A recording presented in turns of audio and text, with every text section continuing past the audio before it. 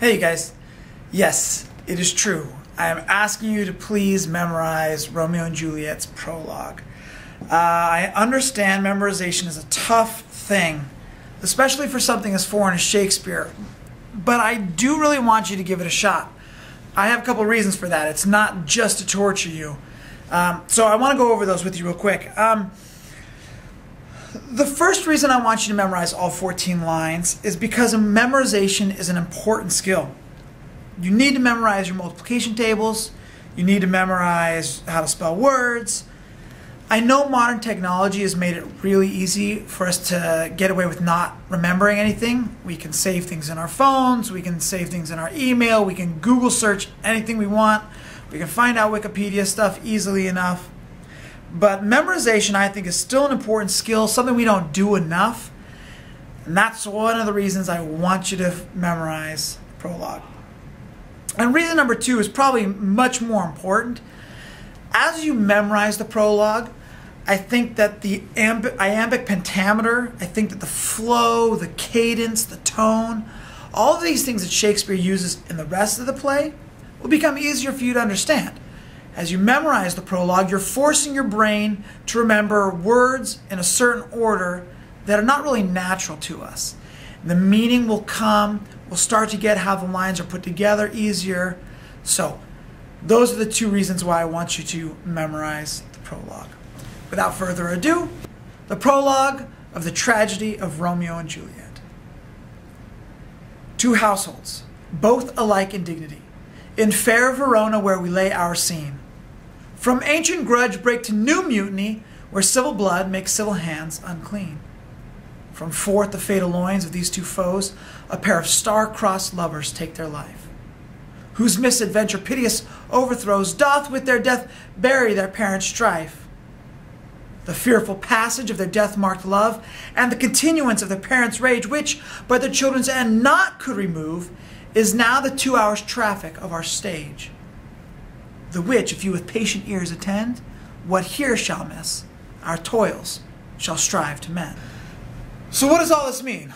Why has Shakespeare given us this prologue? Why does he tell us that star-crossed lovers take their life? He gives away the end. Well, fortunately for us, we know Romeo and Juliet already died. That's not really a surprise. So we're not really reading this play to find out what happens at the end. We're reading this play really for the process, for the journey. To see how things develop, to see what happens in a person's character, to drive them to the place where they're ready to commit suicide, and what's going on with love and with sacrifice, and what are all these things. That's what the play is all about. Those themes, those universal ideas that Shakespeare is trying to communicate to us. So yes, I believe that the play is still relevant to us, even though we're hundreds of years removed from his original audience. But I'm getting off on a tangent here.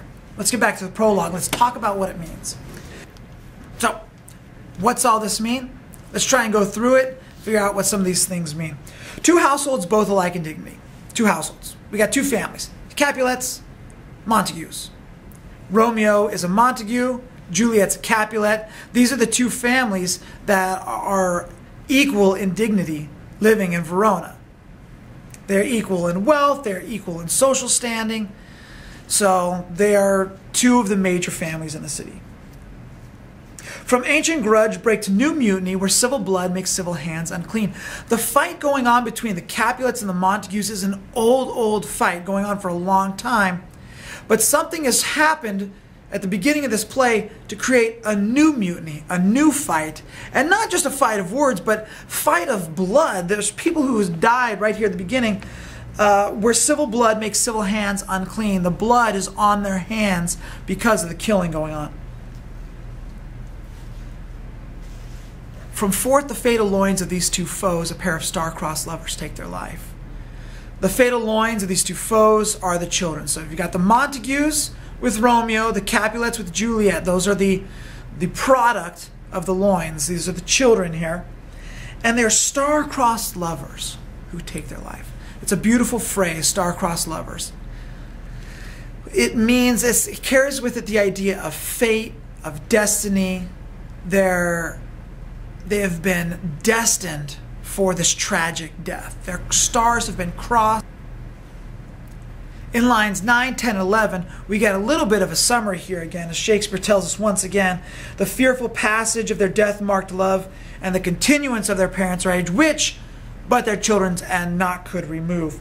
So it's talking about the fearful passage is the story that we are going to tell of their death-marked love. From the beginning, Romeo and Juliet are marked for death. Their stars have been crossed. There's nothing they can do about it. Their parents' rage continues, and it's only with their children's end, their children's death, that is able to remove the fight. After Romeo and Juliet die, Montague and Capulet are finally able to find peace. Is now the 2 hours traffic of our stage. Remember, this is set as a play. We have to imagine we're watching it. And so 2 hours, it's about the average time for entertainment. The play will take about 2 hours, which, if you with patient ears attend, if you listen carefully to what goes on, what you missed right now in the prologue, our efforts on stage will try and fix that. We will try and make amends. We will try and make sure you understand everything that's going on in the play. So that's the prologue, 14 lines. It's actually a sonnet. There's a rhyme scheme, A, B, C, D, C, D, E, F, G, G. That's the Shakespearean sonnet format. So there you go. That's the prologue. That's all 14 lines. That's basically what it means. And you are going to have to put in some work trying to memorize this thing. So get at it. Get to it. I know you guys can do it. I'm confident about that. So see you later.